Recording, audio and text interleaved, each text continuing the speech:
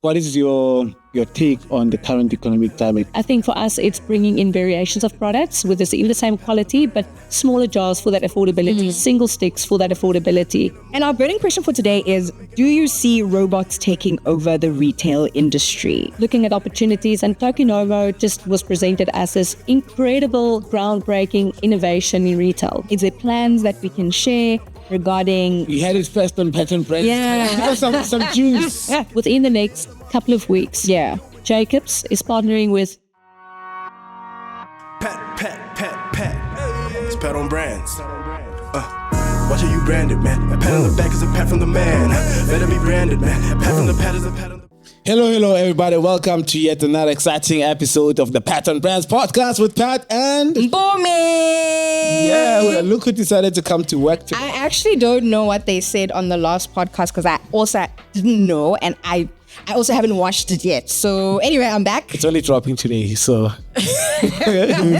I'm back, and we have super exciting episode today. I think we're on 60 something now. We're on 61. 61. Yeah. And we have awesome prizes actually that we need to actually roll out in the next few, not on this episode, but definitely on social media regarding our subscribers. We are over 600. Yeah, we're over 600. We're growing every day. Yeah, we're watching getting those to that numbers. 1,000. We're getting to that 1,000. We will. Yeah. Given the consistency and cadence and collaboration.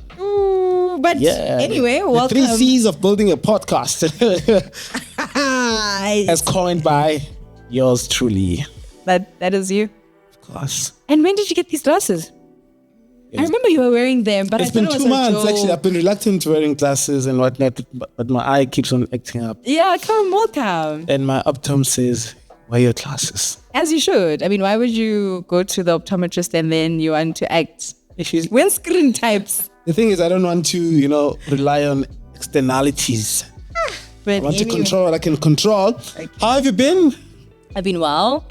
I've been good. And hey, it's been a long week, but I've been good. But it's been a long year.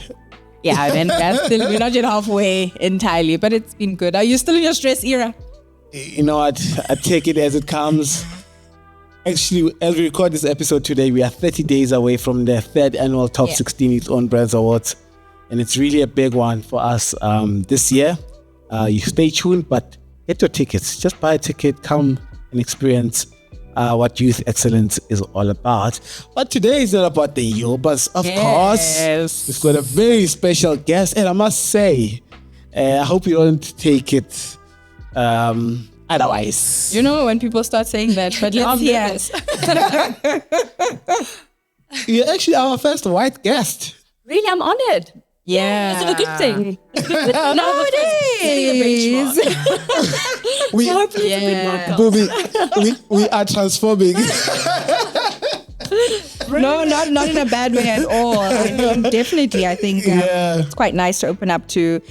I always say in marketing, you can't have a linear mind in terms of having a specific racial.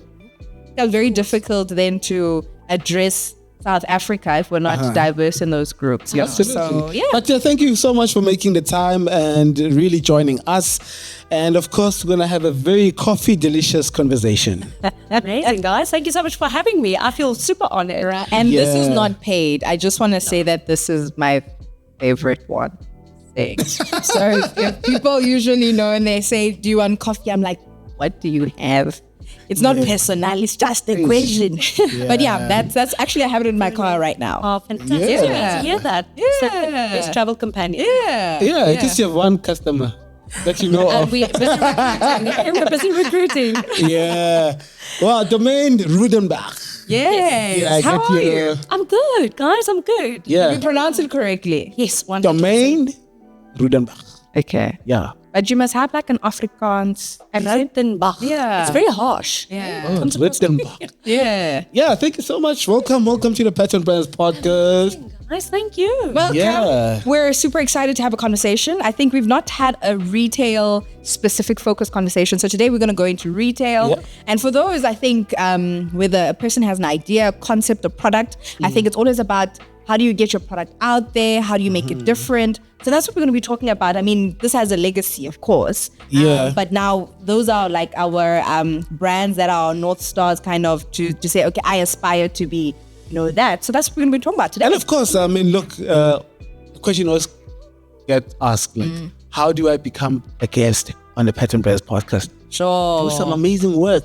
Groundbreaking marketing. Exactly. Then you join us on this seed, and we'll have an interesting conversation. Yeah. But also, let's get to know you. Because I mean, yes, you are now at Jacobs, and you are leading this great brand with a very strong heritage. How did you get into marketing? Let's start there. When you're growing up in Pretoria. All the way. Yeah. I think for me, I've always had a passion for marketing, even since from school. So a lot of people aren't necessarily, they dabble with the idea of marketing, or they land up in marketing, even though they might have reached into initial other kind of... They were engineers, and now Absolutely. they're now marketers. But I think for me in high school, business studies was absolutely one of my favorite subjects, which kind of only touches on marketing, right? Yeah. But I think the idea of business and marketing, and they always start with the 4 Ps, which is now extended to the 6 Ps. The 7 Ps. Yeah. Yes. And I think that was just always where the passion kind of stemmed from, but not so much the creative side of it, but more the business strategy side of it. So after school, I did my undergrad at TUT. Okay. Yes. And then, as any graduate does, hard at work looking for their first marketing job. Like on PNet and on Career Junction and looking for something. But I initially, while I was studying, I did a little bit of PA and admin work throughout my studies, and happened to come across a graduate training program through the work that I've done. Sure. It was just a colleague of ours. Her husband happened to be the marketing manager at Bosch. Bosch company. The German company. The German company. Yeah. And they had this marketing training program. Interestingly enough, she actually mentioned this. I know one of your friends is looking for a job who subsequently did not study marketing, but the position is in marketing. Me. I'll apply. I'll take it. I'll take it. Yeah.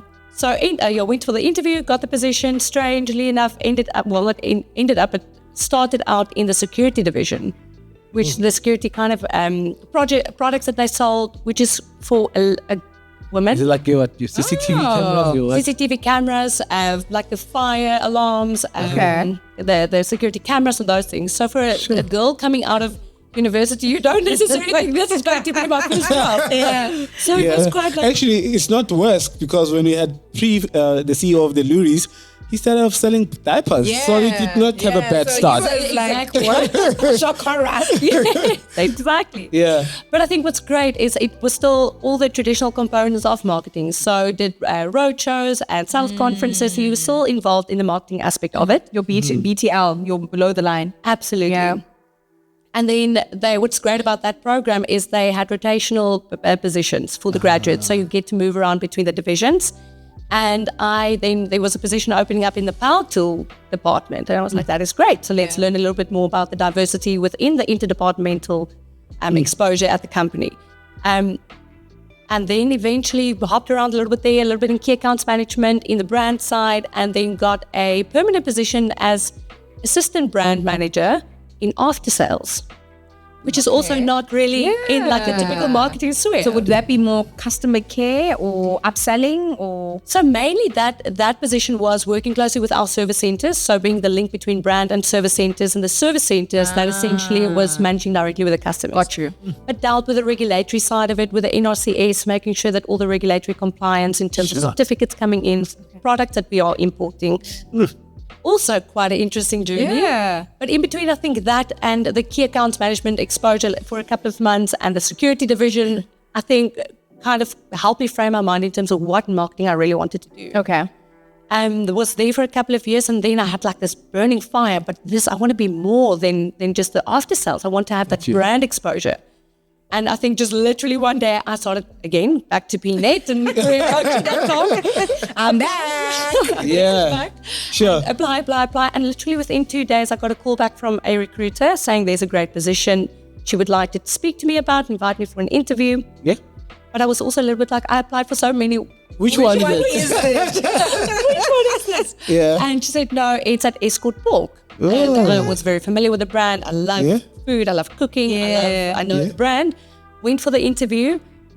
Strangely enough, the interview was on the same day we had a sales conference for Bosch Power Tools. Now, typically a sales conference for Bosch Power Tools is not just sitting in a big room behind a desk. You physically like work with the tool, so it's sweating, dust, and I was like, oh my goodness, after this, I need to be presentable and go for this interview. Sure. So I chatted to one of my colleagues. She's like, okay, when we break, I'll cover for you, go home, or I'll go to the interview. Yeah. So in the car, So your boss didn't know. You had a tank top under like the golf shirt, pulling that off with the like button shirt, pulling it from the window, putting that on, makeup. It was chaos. Yeah. Yeah. So I got to the But company. needless to say, I arrived in tip-top shape. absolutely. I tried, but it was at least presentable. Yeah. Went in, I was a couple of minutes early, and then I just thought I'm never going to get this position because the other candidate was there just going in before me, was slightly older, slightly more experienced. I could see from a mile. And I remember going back the next day to work and say to this friend of mine, not going to get it. Yeah. I saw the competition. I saw the competition. It is. But it's always those opportunities that you feel you didn't present yourself well enough. Yes. Exactly. Because I can share the same experience. You're like, yo. But the one that you feel like, I aced that interview. That's the one. Unfortunately. Yeah. So yes, and then I got the call back, and I got the job at Eskort, which is amazing. I've worked for them for 7.5 years. Wow. So I had a long journey with them. Sure. Also very interesting, from very traditional marketing metrics until there was a new marketing manager, now marketing director, appointed, and the approach in marketing was kind of like rebuilt, which gave me a lot of exposure and a lot more hands-on involvement in different aspects. Not guerrilla marketing. I don't. Well, Yeah, you're also very quite naughty. an element of that. Yeah. You're familiar with the campaigns that Eskort has done in the past. Yeah. And I think just after 7.5 years, you kind of sit back and you ask yourself, is this where I'm going to be forever? Is there more learning opportunities, or have I reached my shelf life? Sure. And I loved it. You see what you did there? Yeah. But absolutely fond of the company, the brand, the culture was amazing. So I had a massive tick box list that if I ever had to move, because they were Pretoria based, I live in Pretoria, it's convenient, it's close, it's the like At least there's culture. stuff happening in Pretoria. That's a lot of stuff. You have to go to the other side of the Centurion. The other side of it. So it can get fun. Sure. And then I got a phone call from a recruiter. I went for an interview at another company. I said, you know, when you know, it's going to be a fit or not. So I said, it's literally the tick boxes. And maybe like the expectation, the bar set too high. Yeah. But you don't want to compromise, because your career is literally, you spend every single day Listen here. with these people. Yeah. And I got a call, and there was a position for a senior brand manager at JDE. Yeah. Now JDE, I was like, acronym. I'm trying to think. And the lady said, no, Jacobs. Jabu. Jacobs. So Jacobs now, coffee. And I was like, amazing. Love the brand. Know the brand. Yeah. Absolutely putting my hand up for this one. Went for the interview, got through to the second round, and here I am.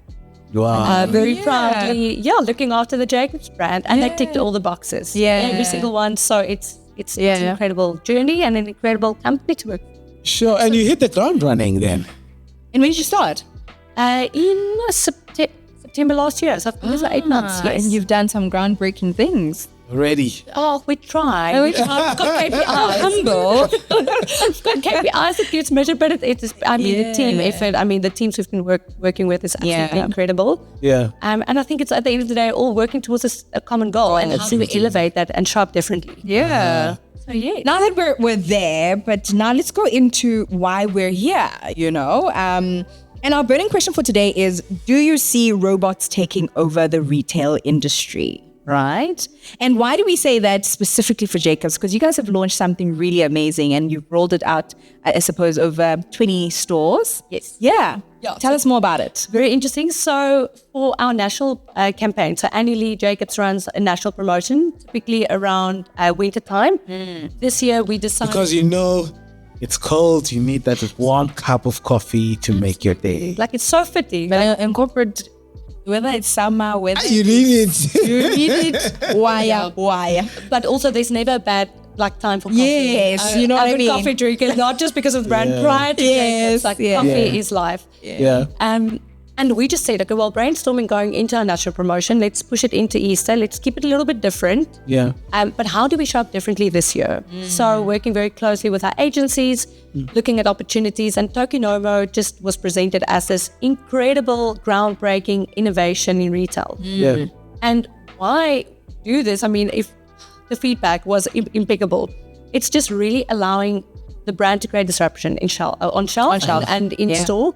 I mean, traditional point of sale in store, 100% has got a big job that it fulfills, and that it does exactly that. But I find myself, I often take the brand hat or the marketing hat off and find myself in store, and you just want to go in, get what you need, and go out. Absolutely. How do you get people to stop and consider the consumers that goes for a coffee that might not be Jacobs? Yeah. And you always talk about consideration and conversion, but how? Yeah. And Tokinomo does exactly that. So this robotic innovation has got a motion sensor.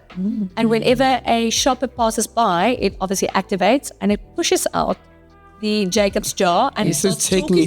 Yes. Wow. And it's so clever. So the way it was scripted and just to grasp the attention of consumers and shoppers. So I think absolutely there's a space for robot innovation. And I think it's probably going to progress even further. We were actually one of the first South African brands or brands in South Africa to incorporate Tokinomo in South Africa. Wow, So it's been amazing. around globally quite a few times. But very cool that we were one of the first to go to market with this innovation. I mean, obviously internationally, you've seen brands like Zara, also doing something similar where a robot gets you. Yeah. If you do a click and collect. Yeah. Of course. Yes, then It brings your stuff to you. And there's multiple, I think, other elements of robotic for Tokinomo itself, maybe the first in South Africa, but there's multiple ways. I Tokinomo must pay us. But it will send this to them. Because now after this, They're going to go see. There will be clicks. They will Increased clicks. Yes. Yeah. But I think so groundbreaking for a campaign like this, just to stand out of from the clutter, to really stop or ensuring that you don't become wallpaper. Yeah. Because on shelf there's multiple packs, and if you don't consider in your mind to buy Jacobs or a brand specifically before going into store, you literally exactly just that, your wallpaper. So making sure you stand up from your competitors. Yeah. I mean, you could have chosen, I think, any other discipline or form of marketing put up strategy. big LED lights, Or did an amorphic billboard type thing. But what led then to go into store and really think through to say, this is where we're talking to our person. And how is that, done for you guys? What has been the response in terms of audience awareness? So absolutely to your point, yes, there's multiple marketing tactics and strategies that you can implement, and we did. So they were cross-functional, like a 360 innovation, innovation marketing plan, essentially around this entire campaign. Yeah. This was but an element of it. And for us, we still had our traditional in-store point of sale. We still had our promoters activating in-store, because you can't take away the human element. Yeah. You still need that. Yeah. But I think for us, it was, how do you add a personality to the brand when there's not someone activating, or when there's not a physical person that can assist you? Yeah. The robotic arm. So I think it was just for us something interesting. I think we thought it was going to create talkability, which absolutely it has. Yeah. And so it was in addition to the full 360 plan. And for us, we saw 114% increase in performance and sales versus the stores that did not have Tokinomo. Wow. Sure. So You said 114. 114. Wow. So massive. the growth from those stores versus in Yes. comparison. Yes. So Sure. So now is there a need to have Tokinomo in all stores, or? It would be amazing. I think for us, trialing it with 20 stores, because it was a pilot project for us also. Absolutely going forward, it definitely. I know that at that moment, the agreement was specifically with a Checkers chain. Yeah. Hopefully, they would open it up to other retail channels as well. Sure. Giving brands the opportunity to create multiple touch points, not only in a single channel, but across multiple channels. So I think this was just like the little cherry on top across the entire campaign. Sure. And I mean, what happens is usually when one brand does it, then they're all That's what do I'm it. thinking about right so now. it's like you always have to think ahead to be like, okay, we've done that, but what's next? Exactly. And especially in retail, I mean, it's competitive.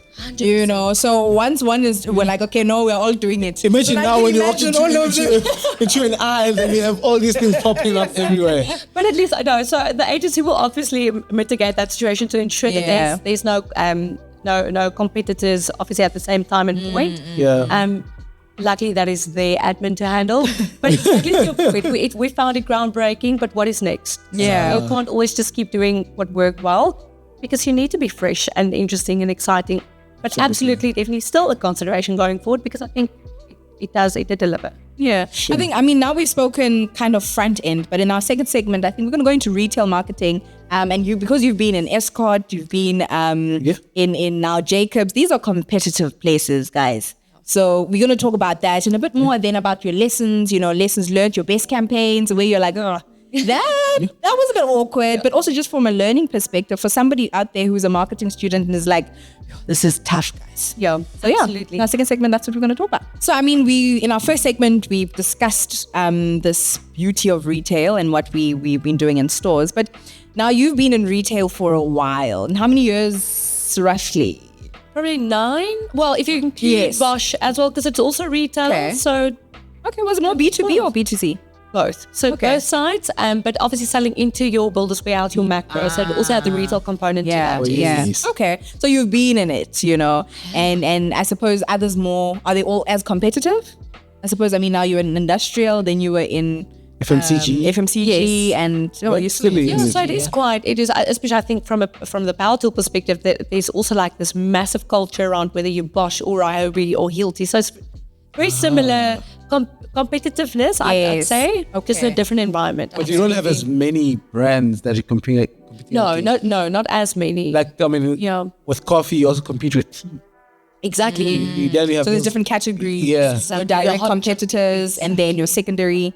100%. Okay. So I mean, now we're here and you've, like I'm saying, you've been in retail for quite some time. What is it that you could say has made you, what the mind you have to have for FMCG? Because usually I think FMCG takes certain types of people. Yeah. If you come from a different background in terms of sector, the likelihood of you going into the FMCG, you must have shown that, look, I can make magic out of this brand. So you've moved across there. And what would you say are, especially from a marketing perspective, are key things that you have to consider sitting with a brand management level, I would say? For retail specifically, I think it's ensuring you show up where the consumers are looking. I think at the end of the day, and also again, how do you stand up from the clutter? I think that is almost like a repetition of what we spoke about earlier. But again, it is so cluttered. So for us, what I found really works is, especially with all this great innovation and the point of sale material, which is absolutely delivers a message in a certain way, is the activation part in store. Because people want to have a human element. I think it's great to have digital offers a specific It plays a part. It plays a part. Yeah. TV plays a part. But I think never forget the human behind the brand. And having that person in retail and say, try this, and getting product into consumers' hands. Because if they're avid coffee drinker but for a different brand, the best way to convert them is just get them to trial. Must taste it. Just taste it. So whether it's wet sampling, there's a cup of coffee, or giving them a sachet in their goodie bag, or their Checker 60 bag, like a lot of brands have done, which I think is also fantastic strategy. Yeah. You open it, there's a little surprise and delight, and you are going to trial the product. Which is fantastic. So I think from a retail perspective is really partnering with the channels, and because especially these days, the retail channels are super innovative.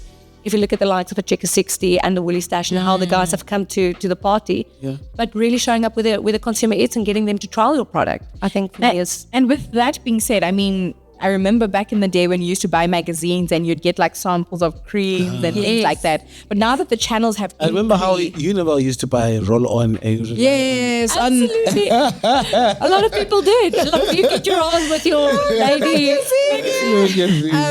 But now that the channels have even grown more, have you found it a lot more difficult, or it has proven to also give you an opportunity to be tactical? Or like, what is the thinking that, okay, now we have digital, now we have retail that is, like you say, Checkers 360, and also they have, I think there's programmatic, you must decide where you want to be placed. They've got just so much happening.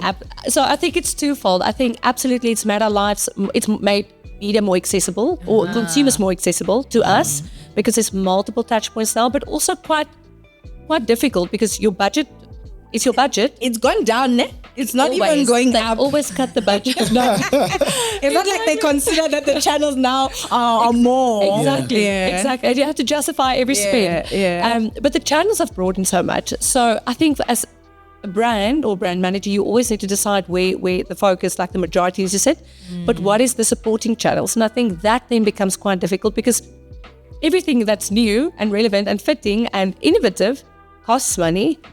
So you don't want to dilute your marketing plan and say, do 10 rand here, 10 rand there. So I think also not less is more, but also not trying to be everything in every channel across every marketing tactic, because then also you're diluting your reach and so I think for me it's really just it's been great to have the opportunity, but I think also it makes it quite tough because if you do find a space, you're also competing against competitors and they might say, oh no, but on checker 60 on these tiles, we've already booked it out to X, Y, and Z. So planning in advance, I think, and ensuring that your strategy makes sense and there's multiple touch points. So a bit of both, I'd say. But also, what has been the biggest sort of evolution in the past 10 years of it? Absolutely retail. I think that since COVID broke, and I think the delivery services and the progressiveness of the retail channels, I think is impeccable. The quick go-to customer delivery, I think it's been revolutionized, which we've never had before. Like you had to go to your closest store to go shop. Sure. Bringing product to consumers, which is also, I think, a little bit to the marketer's detriment because you don't find people in store that often. So how do you reach them then? So broaden your mind, and then that may be through those channels. So you need to also be on those channels. If I'm making sense. Less feed in store, but more deliveries, and how do you reach them if they're not in store, but you need to be in store? It's a whole math. We always say it's a science. I think it's marketing is not a 1+1. You're still putting to the power of Boolean what like Pythagoras. Like it's crazy. Listen, like theory, like you know what I mean. And in your past, I mean, what campaigns could you say was your best campaigns? And I don't know if you want to speak previously or I don't know if you've had long enough to share that. Listen, this was the greatest, and maybe lessons of within retail that you're like, oh, that maybe doesn't work within retail. Absolutely. So I've only been with Jacobs for about 8 months now, and I think this was definitely one of the biggest campaigns. Yeah. A lot of exciting things coming up. So I think that might take like the number one spot. Okay. Sure. But I think probably in my past experience, campaign-wise, you guys have worked on it, was probably the Springbox campaign that Eskort did. You remember when I got the box. Got a box. Yes. Yes. I think I was fortunate enough to be part of that. Exactly. And it was a little bit guerrilla tactic. And I think what's great about that, yes, it comes with complexities. You need to explain, you need to have your legal team there. Ready.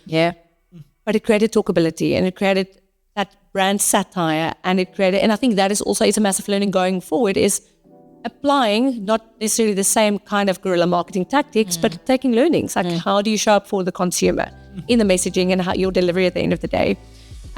This has been the first campaign, which I still think was incredible. From a retail perspective, absolutely this one. So I think it's multifaceted. Yeah. That it was like across different disciplines. So you can't even limit it to one, like you say. Because I think what's great about this, the Tokinomo component of our national promotion, is the virality that it created. I went onto LinkedIn and we saw that there was a consumer posting, but he was, what just happened? I was in store and this thing popped out and it started talking to me. And how people just started commenting on his post and his feed. And the amount of shares, and I mean, this is organic 100%. So I would say from a retail unpaid. media. Yeah. And we would take which is gold. Yeah. Absolutely. That is like, you can't ask for, because this is from the consumer's mouths. So from a retail perspective, absolutely this, and this was definitely driven by 360. Also, it had a prize winner, your share of R1 million to the value of, which was also a big driver, and amazing prizes were given away. But this was the talk of the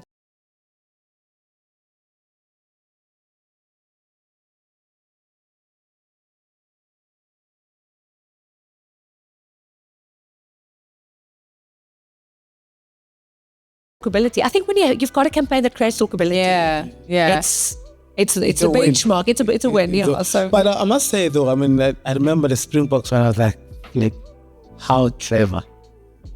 Yeah, you know, because it was a time I think we're going to France for the World Cup. Yes. The boys are packing their bags, and you know, there's a lot of hype, there's a lot of talkability. And I remember reading one of the comments again, you know, I think on on LinkedIn, and obviously, you know, we are all experts on that platform. We all share. Listen, and I think We all have an opinion.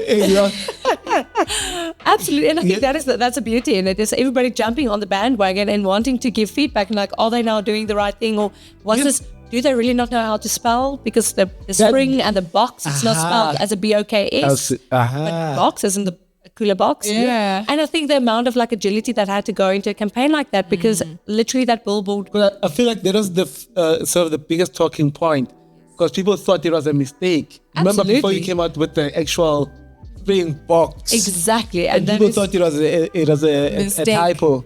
Absolutely. And it was signed across everyone and nobody saw. Exactly. And then I think kudos to the team was the clever tactic around it is what will create the talkability. So definitely, again, the agility, I mean, getting that billboard up literally the night before the box flew out, because it had to be Yeah. Yeah, timing as well is very important. Exactly. The timing, getting that like spot on, because the amount of supporters that go to Tambo to go support them and say goodbye, bring back the Endless Cup. Took a bit of I think it takes like work around, but that was it was absolutely one for the books. Sure. And you know, now that, and as we wrap up, you know, what is there plans that we can share regarding? You had it first on Pat and Mpumi. Yeah. Give us some juice. You know what people can really look And then forward listen, to. give us some tea. Give us some coffee. Yes, For our people. We've got amazing things.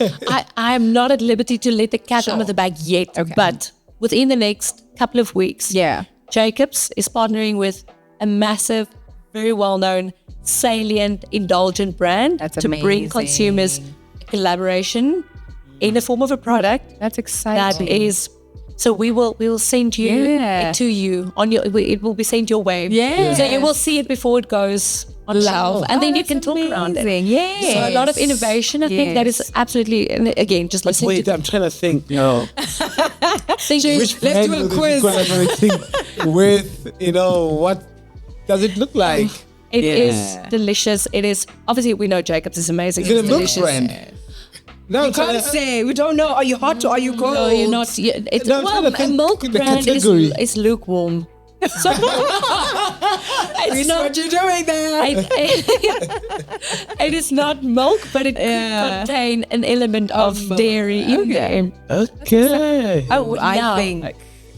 You think you know? I think I know, but let's not ruin it. But not a problem. Let's do the But surprise. I think to wrap, I mean, so that's our wrap up, I suppose, in terms of what to expect for Jacobs. And for our consumer, you know, what is the expectation, and what would you want our consumers to know about Jacobs and in purchasing Jacobs? I think I'm a avid, so you're preaching to Converted. the converted. You know, I need no convincing. I mean, I've tried other brands and I still go back here. So this is not a paid thing. I honestly, this is my fave. Yeah. I think just something to maybe leave with the audience is, we spoke about it briefly just before we started with the interview, is Jacobs is 100% known for being a pure instant brand. But there are so many things in the staple that consumers might not be aware of, that we pride ourselves on. So everything from, we call it specialties, but it's cappuccinos, it's indulgent, it's yum. Yes. We've got Nespresso compatible capsules. So for your Nespresso machine, but in a Jacobs, under the Jacobs brand. We've got beans, we've got roast and ground. And we know we deliver the best coffee. Yeah. We know that brand is like right up there at the top shelf. But I think, and just as a brand promise to the consumers is, obviously us working as a team locally, globally, to deliver the best in the most sustainable way. We are a big driver of ESG, so our sustainability drive is massive. So not only bringing you good quality coffee, but also bringing it to you in a thought through way, and being a brand with purpose. I think just to piggyback on that, I think there's, because this is a premium brand, if I'm to put. So how has the shift, or what is kind of the hat you have to put on when you're looking at a mass market brand, and then now you have to put on a hat of a luxury brand? You know, how has that change been?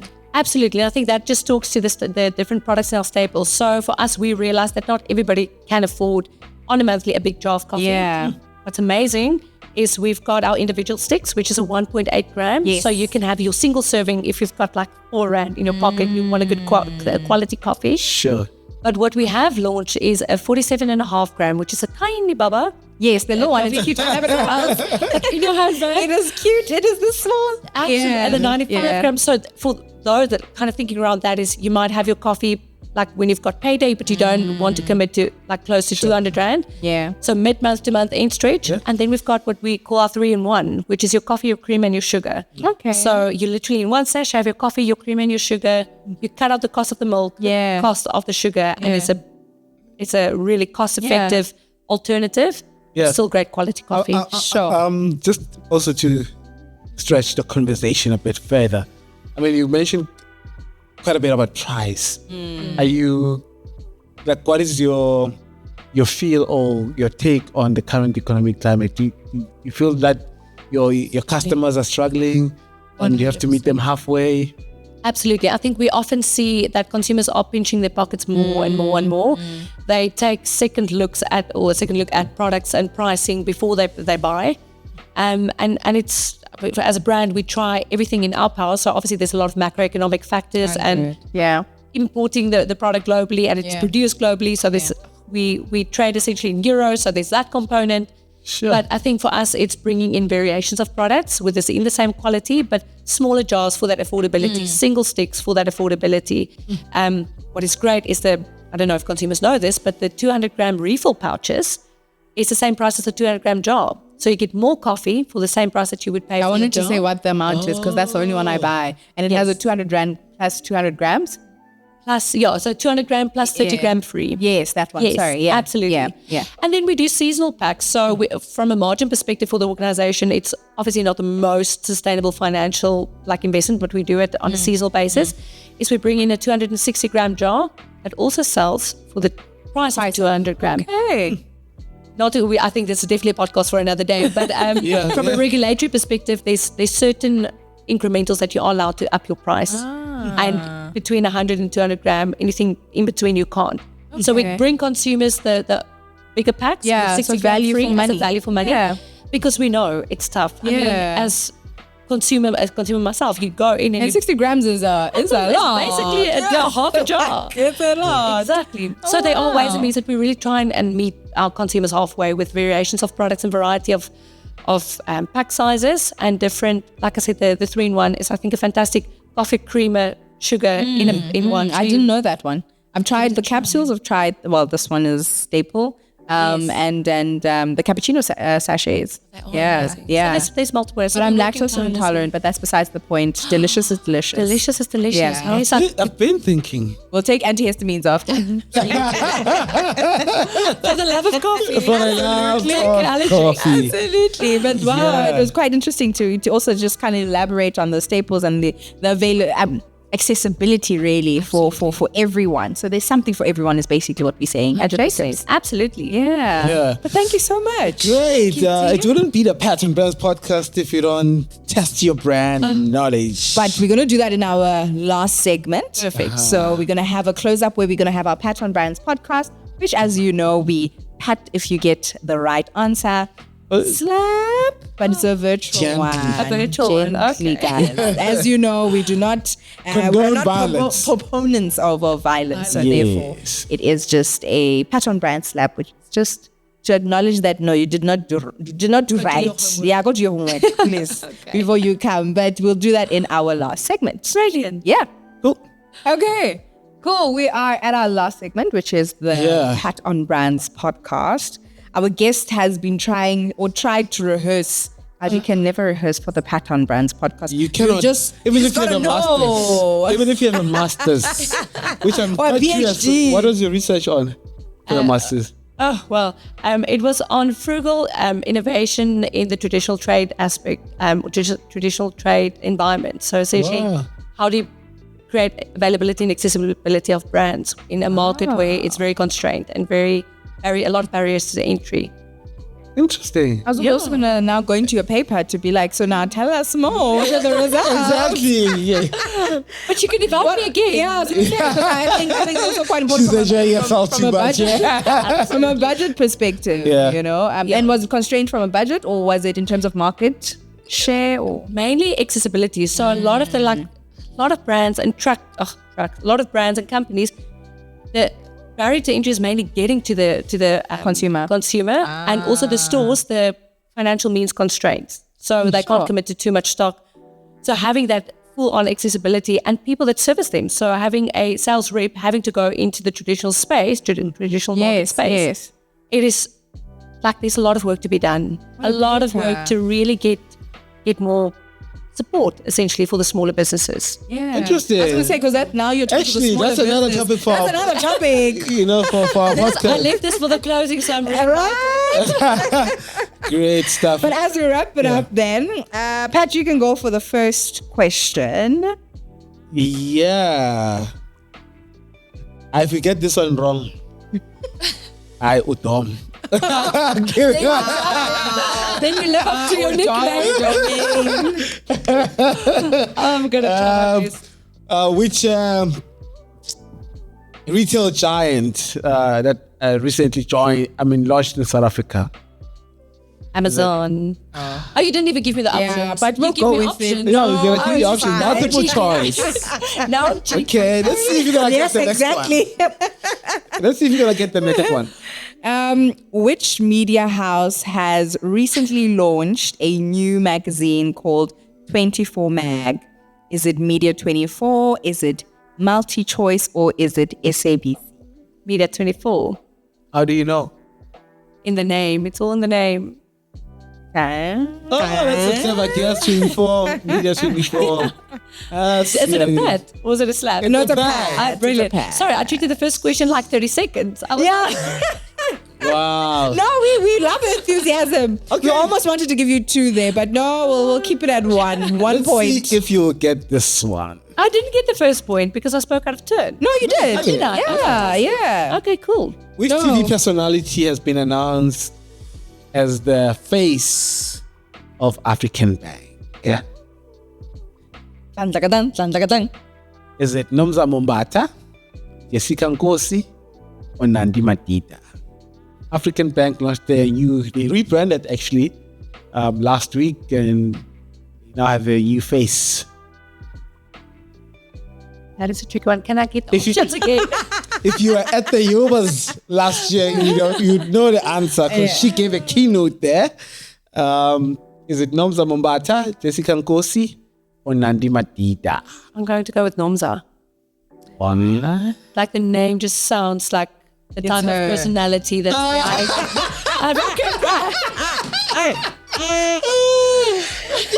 That's a good one. Suppose What about it is what it is. 3 out of 5. So you're almost becoming the top contender. Yeah, so actually she gave a keynote at our awards show last year. And she's one of the, I'd say, media darlings, so most loved. Brilliant. Yeah. Media personalities, and she's amazing.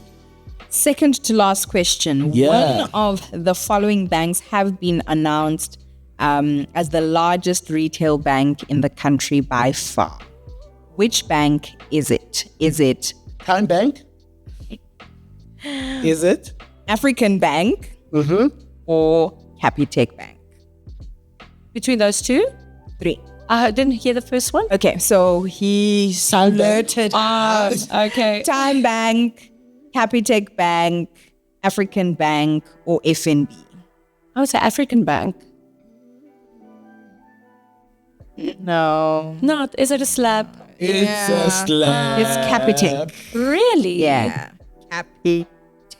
Really? Yeah. The biggest retail. It is By Capitec. now- So the article is Capitec now has many clients as Standard Bank, Absa, and Discovery Bank combined. So it's the total number of I would say accounts open because sometimes they have accounts. Yeah, but Yeah, dormant. but that's but that's Oh, the brilliant. so you can imagine That is massive. The guys at Stellies are working. Yeah. Yeah. Working very hard. So they have 22 Amazing. million Yeah, it's- active clients. That is fantastic. insane. Yeah. And just to think, they only started a couple of years back, right? In 2001. Yeah. Yeah. 3 years already. Yeah, it's been, Were they rehearsing then because we didn't know them? that's when they started. It started in the early 2000s. They're rehearsing. Well, that's great. Like, I think that is the beauty with the squares is you learn something about the South African brands. Absolutely. You didn't know. Yeah, and obviously, that they punch above their weight. I suppose in 2001 I was in grade 2. Or not. Oh, in grade 2? Yeah. My goodness. You were just in grade 4. Continue. I was grade 10 5. in 2001. Yeah. But anyway, last question. Last question. You know the Brandfield bar? Sorry, yeah, I know the Brandfield bar. Yes, I do. They make nice cooler boxes. Not a Springbox. Not the Springbox. No. I've seen them. Yeah, they are absolutely beautiful. Very premium from Cape Town. Yes. Beautiful brand. And recently, they partnered up with another South African luxury brand to make. This one you could have the rehearsed straps. because he's asked this question before, but Oh, really? just saying. Yeah, and this South African brand, they produced the straps. Straps. Okay. Collaboration, beautiful, stunning films. Both I love with a tennis sword. I think I know, but give me the options. No, you shout it out. Okay, shout it out. We won't assume you to be wrong. We'll give you the options after, but it would be quite nice. I would say freedom of movement. No. I see why, but no. Because they do leather stuff and they've quite Yeah, I see why. I would. Are they premium? Yeah, for real, look they're at in the Afrikaans community, that's premium. Absolutely, from the Veldskoene. The Pretoria crowd thing. No, I love their stuff. I mean, and I know one brand. Oh, the leather stuff. Yeah, okay, Is amazing. I think the founders went to FE's, in Pretoria. Yes. And their brand ambassador is no one other than Mr. Sia Khaleesi, yeah. Okay. But Sia is an ambassador of everything, including this podcast. I'm kidding. Let's give the options. Let's give the options. So, options? Okay, options. Is it Batu? A sneaker brand? Yeah. Is it Maxhosa? Or is it Yankees? Batu. I would say Batu, just in the way that you said it. Go with the wild card here. Oh my goodness. Is that a slap? That is a slap. Oh my goodness. No, it's Maxhosa. Oh, yeah. And also because I couldn't I thought you were going to say the one that I can't pronounce. it. Maxhosa. Do you know Maxhosa? Oh, It's an apparel really? brand and Very premium. taking from the Xhosa prints. Culture, colors. Yeah, but he's now come up with really innovative infusion of representing the brand. And what's interesting is that started off as a thesis Yeah. when he was at uni. Paper. Yeah, then now it's Business. the proper business. Multinational, I think, because I think he also... Opening up in New York sometimes. Really? Oh, brilliant. I love these things because now I can go Google and I can go follow. Right. And you know, you can And you never collaborate. know. You can collaborate. Listen here. you know. You heard it here. If it ever happens. Yeah, yeah, it's a brilliant business. Actually, I had the privilege of visiting their factory in downtown Johannesburg. Probably about 300 plus people. It's big. Proper. Oh, that's massive. Yeah. Brilliant. Michelle Obama has this. Yeah, a lot of key Dressed, people have the garments and items. I think And I must say the price is also quite lovely. Lovely. It's Gucci. The price is Exactly. a golfer is like there, but But we'll get them on the podcast to come put their price points also. And maybe a collaboration. You're right. you know, And then we could get some, hopefully at cost. Absolutely. Half at cost. We still, maybe it's by the sound of it, we will still not be able to afford it at cost. Of course. But we'll But advocate hey, for the brand. look, yeah, exactly. Yeah. And you never know. I mean, as a brand manager, so there'll be opportunity for. But yeah, limited edition, what. Yeah. But thank you so much. You were such a great sport. Yes. Guys, it was lovely being here. I would Yeah. absolutely invite me back for the thesis. For the thesis Yeah. discussion. Yeah. And then for the collab discussion. I think even from an online perspective, it would be really, really nice. I think we do. Yeah. Guys, we do promise all these things that we've highlighted are coming to. Yeah, maybe next time we're gonna do a giveaway of a hamper. 100%. One of our Absolutely. listeners, lucky listener. You can You know, absolutely. And you had it here first. we'll happily send it your way. Yeah. Yeah. Thank you so much. Thank Yeah, you. so that you know our viewers also want gets to feel the warmth this winter. Especially stepping into winter now. Yeah. But thank you so much. I hustle for you guys. I love you. Do what is right so that the hustle is also hustled. Yeah, subscribe.